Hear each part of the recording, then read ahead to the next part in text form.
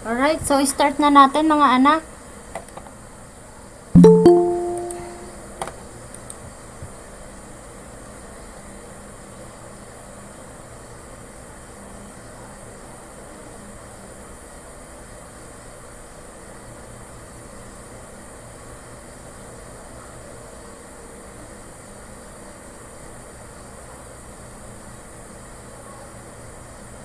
Start na po, ma'am, reporting.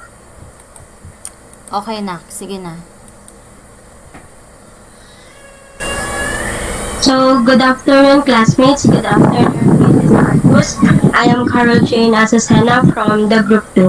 And for today's discussion, we are about to present to you the Chapter 2 entitled Career Planning. To begin with, let us first define career planning.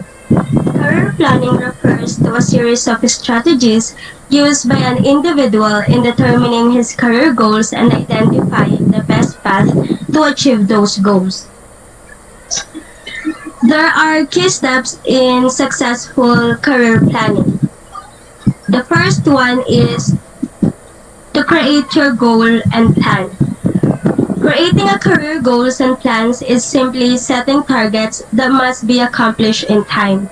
It is important for an individual to create his career goals and plan, for it will help and guide him to easily achieve those goals. In doing this matter, one must set a specific career goal so that every steps and actions needed to be performed will be set clearly. Also, a career goal must be measurable, which can be done by setting a time frame. For instance, complete BS accountancy for 4 years without having a back subject. Having a time frame is necessary, for it brings individual close to his ultimate goal. Third is to avoid negativity. Just focus on your goals and constantly remind yourself of your ultimate goal instead of thinking of the whys and what ifs. Then, set goals that are realistic, meaning you must have come up with the goals that are achievable. Lastly is to tie actions to each goal, as setting goals without taking action is just like dreaming. The next one is to clarify your interests. Clarifying one's interest in career planning is very important, as it is a driving factor for motivation and happiness. Therefore, in choosing a career path, one must consider his interests, what area or field he likes, what job he loves and enjoy. Because, mind you guys, when an individual loves what he is doing, he will always put his best performance and strive to learn more. Number 3 is to review your abilities, experiences, and education. It is the key step in career planning where reviewing one's abilities, experiences, and education will help them in determining whether these three are related in their career interests. First one is the abilities. Abilities are about the skills of a particular individual that allow him to do something. Then experiences. This refers to the activities and or jobs that an individual have done before. Reviewing could result into learning, as you would able to reflect from your experiences and analyze them, which will lead you into development. For doing this will teach you to be better in the next career you are about to take. Then, education and professional. This is the step in which would allow you to identify what kind of improvement that best suits you, as reviewing your education and professional state enables you to determine what more you could seek to learn in order to manifest your utmost ability. Number 4 is to identify your values. In this case, we are talking about values, which means an individual personal preferences. It represents one's belief about what is important in his career and what makes it meaningful. Identifying your values guides you on what to do to lead a satisfying life. Oo. Next is Next step is cost, benefits, and lifestyle. In this step, it allows you to select an occupation in order to Gain and give contribution to successful career, whereas cost is living in a less desirable geographic area and climate. Being too far from friends and family, sitting at desk all day and working long hours. In other words, it's about taking everything away and solely focusing on career. So, ang pinagawa lang Then natin doon, benefits, class certification, walang a ganon. big salary, likelihood of personal growth, and high and job advancement and high job satisfaction. Particularly, it is gaining that will help to contribute to a successful career. And last, lifestyle. It is balancing work and life outside of your career. Rather, when you are considering any career, such as thinking Late about na what kasi nalilito ko puro lifestyle sa or ano eh. social Pinicture ko and kasi hindi cultural ko factors are pinipicture. being important. Ngayon, tinatanong niya, meron na pala For tayong instance, verification, sorry. urban or rural setting, close or far from work, own or rent housing, city or suburban life, warm or cold climate, near or far from relatives and constant or variable climate. Wait lang ha. The next step is align yourself with tomorrow's employment trends. In Teka lang, this step, nagkaklase lang you ako. must be Kung flexible, ano, competent, and kahit gabi, view each kasi job as kinakausap ko pa si stepping Jerry ngayon eh. stone Kasi on nagkaroon your ako ng career problema path. dun sa Hence, sabi ko sa economic kanya tungkol dun downturns, sa, oh, meron na pala tayo corporate eh. Sabi niya, saglit lang ha. Tawag restructuring, na ito ulit. downsizing, and globalization. The job market is rapidly changing and the career path you are considering now may not be a good fit in the years ahead. However, if you concentrate on doing your best, you will undoubtedly discover opportunities for learning and make you improve that leads to a successful career.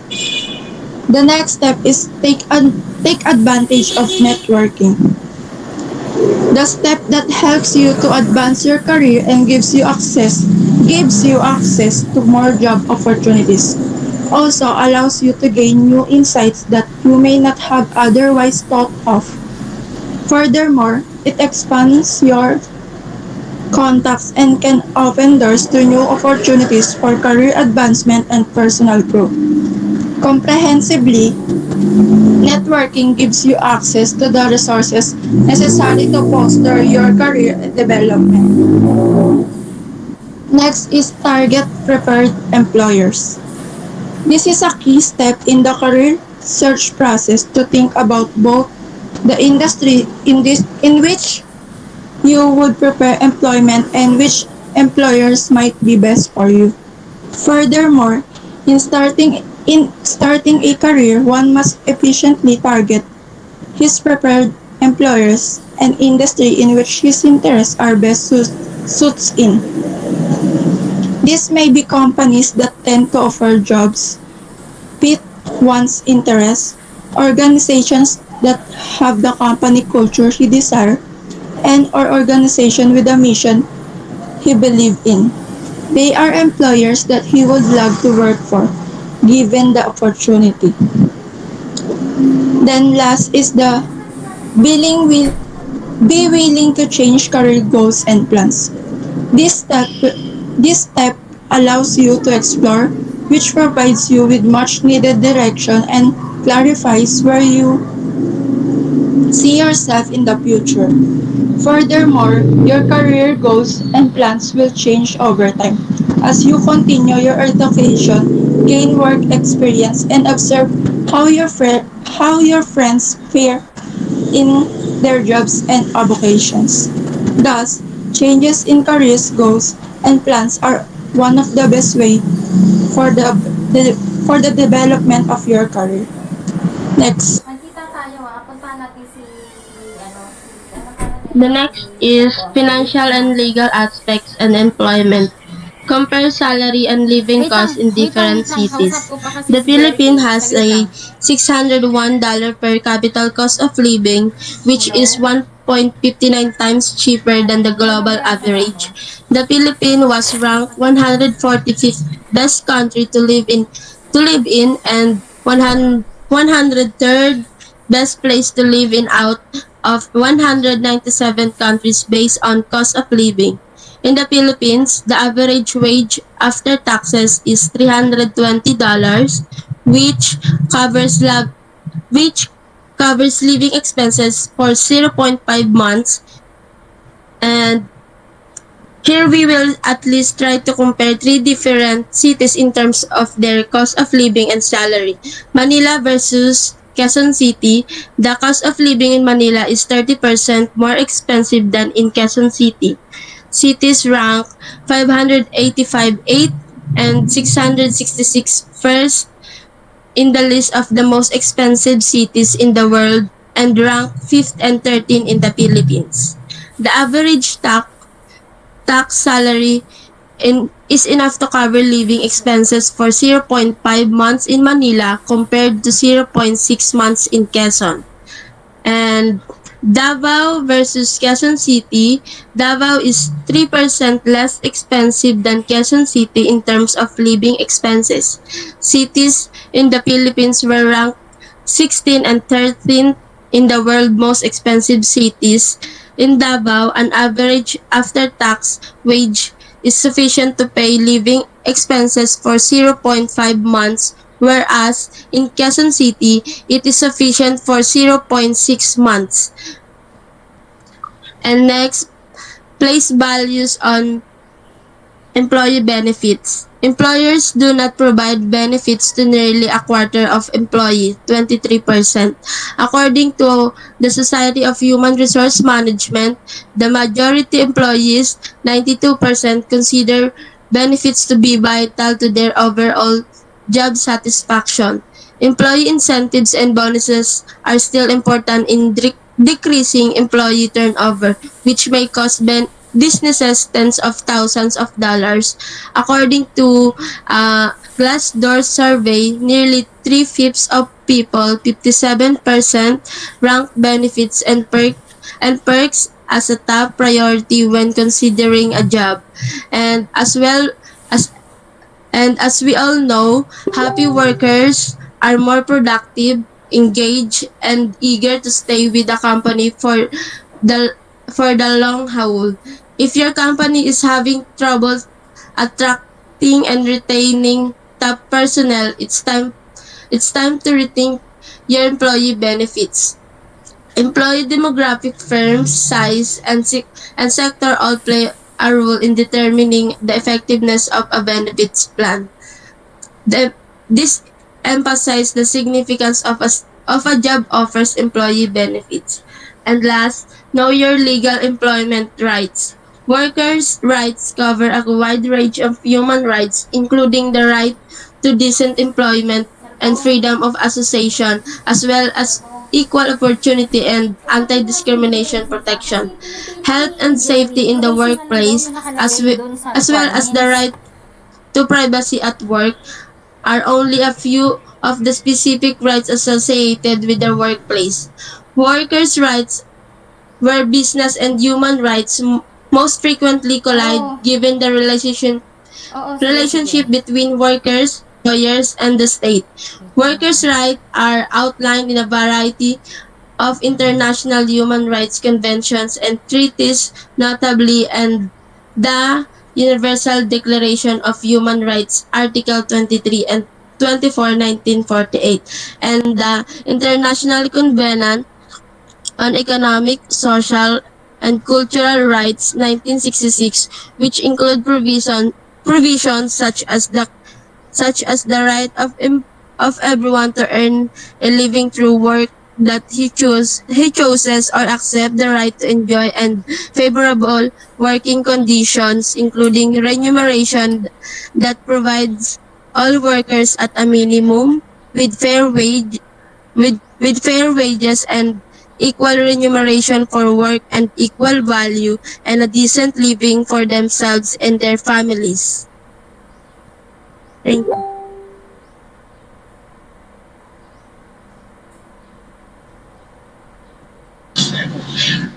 Effective employment search strategy. An effective plan includes deciding what characteristic you want your job to have, figuring out where you can compromise, and gathering and organizing information you need for applying.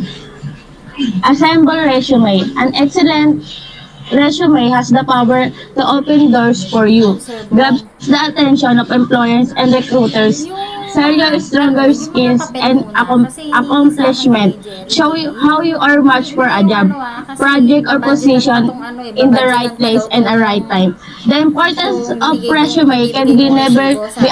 So yun underestimated. nga, sabi niya So to kasi make the location first naman daw yung impression, it tinawag is niya dun sa imperative that your resume tinawag niya stand sa out from the other applicants. applicational plan daw, hindi daw kailangan ng verification plan. Highlight your name and make it stand out bolder and bigger Ano? so the prospective employer can very well remember your name. O sige, saglit lang. Kaya nga eh. Identify Naloloka job ako opportunities. kausap niya daw The dun sa next may step is taas. to look Sabi for niya doon, locational employment lang daw openings kailangan. that match your skill set and will allow you to develop in your career. Here are the four examples on how you can find a job Pwede opportunities. ba, teka lang A pwede is niyo ba akong mahintay? career fairs. Kasi kung ano, Career di fair diretso ko are na to kay ano, to opportunity resibo, for a kay job seeker to meet with kay hundreds or Jerry. even thousands of potential employers over the course of few days and can be held at many Then tatapusin different ko lang to sites kasi naglaklase lang ako across saglit. and Kung around the world. 3:05 ka, A career siguro fair sasakay is na an ako ng event ano. where student and employer meet to Oh, discuss ano potential oras ba job and uwian nyo? internship opportunity.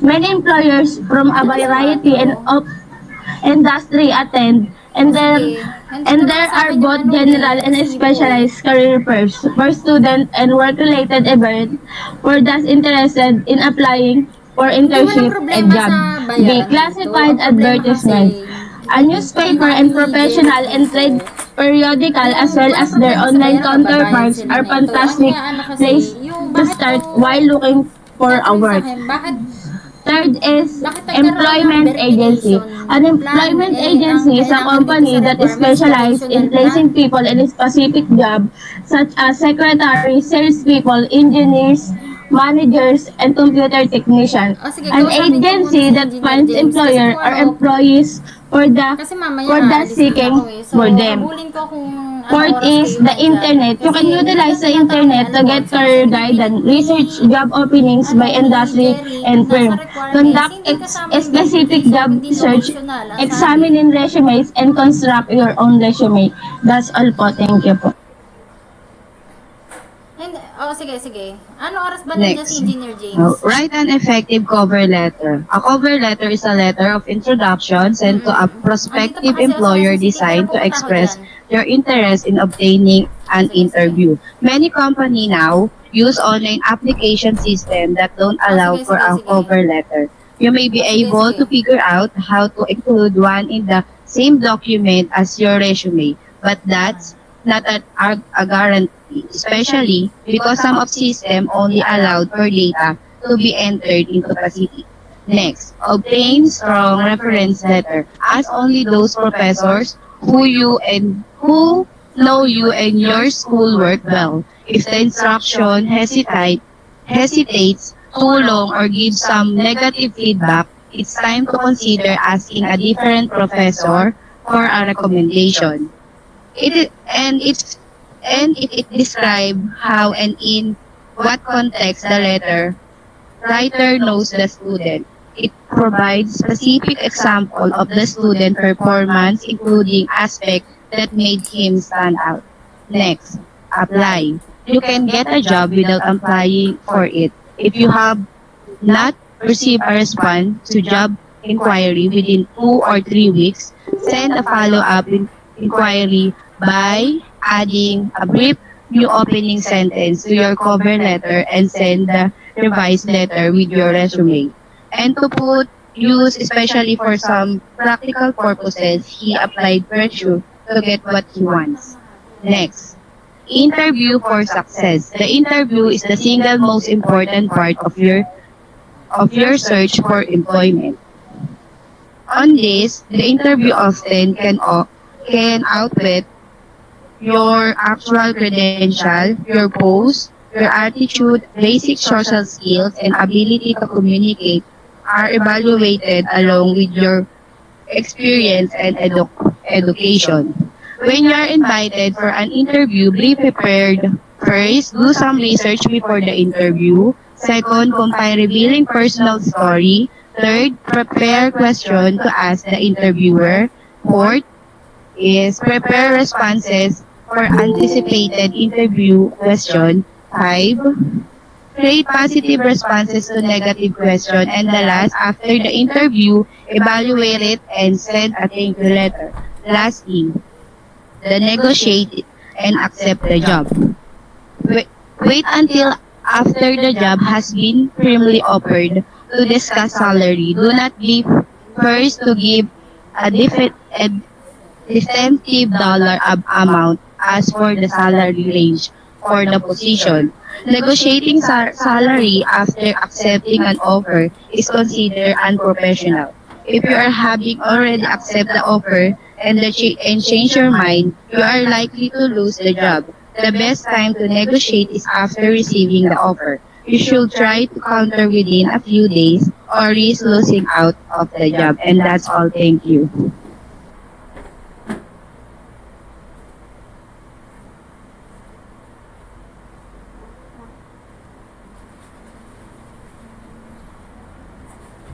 Alright, are you done with the reporting for today? Yes po, ma'am. Done na Alright, po. any other questions, verifications, and clarifications regarding the report?